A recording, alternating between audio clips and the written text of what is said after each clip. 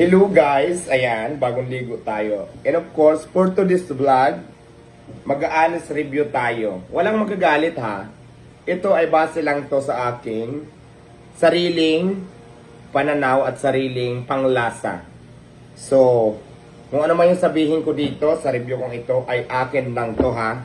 Opinion ko to. So, yan lang. So, meron tayo ngayon guys, Diwata Chicken Joy. Ulitin ko ha, Diwata Chicken Joy, tapos ang sausawan ko ay chili sauce. At syempre, bumili naman ako sa isang sikat na fast food ng chicken. So, ayan yung itsura ng chicken niya. Tapos, nilagay ko na dito yung kanyang sauce. So, i-honest review natin. Tapos, syempre, may kanin na din ako dito. May kanin na din ako dito, guys. At titikman natin ngayon. So, sa laki, medyo malaki ang ating lamang tayo sa laki, Diwata Chicken. At ayan, nakita nyo naman ang isang Chicken Joy. So, unahin natin tikman ang may tumatawag. Unahin natin tikman ang Diwata Chicken. So, ayan siya. Tapos, isawsaw natin dito. Ito ha, opinion ko lang to.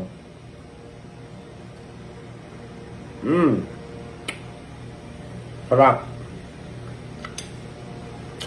Bagay na bagay dito sa chili sauce sa sawang.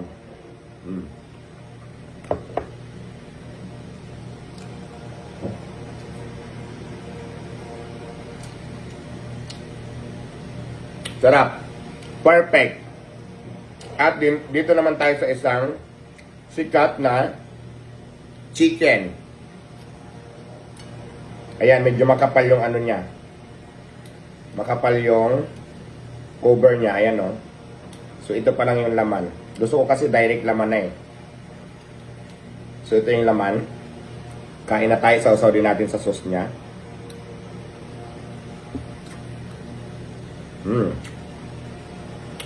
Sarap.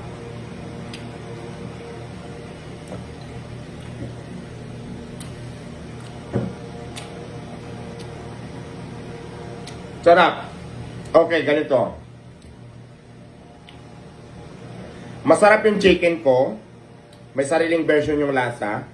Masarap din yung chicken nito, na sikat na fast food. Iba naman yung lasa niya. Pero pagdating sa price at laki ito, binili ko to 160 something. May kasama siyang itlog. Ito naman, ang price naman ito, ganito kalaki. Sa Diwata Chicken Joy, 140, only rice, only sabaw, at may kasamang soft drinks. So ngayon guys, sa laki lamang si Diwata Chicken Joy. Sa sarap, may sariling version siya ng lasa. Ganon din naman ito masarap, pero may sariling version siya ng lasa.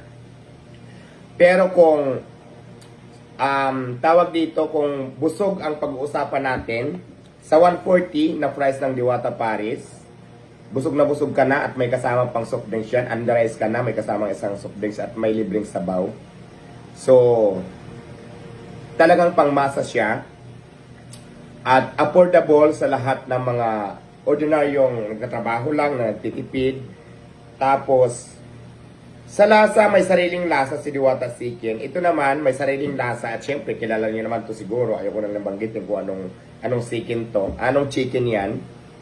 So, kanya-kanya kami ng lasa. Kaya kung gusto nyo itry ang Diwata Chicken Joy, ayan guys, sold talaga kayo sa isang peraso. 142 pag ganito kalaki. Only rice na yan, may isang kasamang soft drinks nut at may sabaw. So, yun lang ha.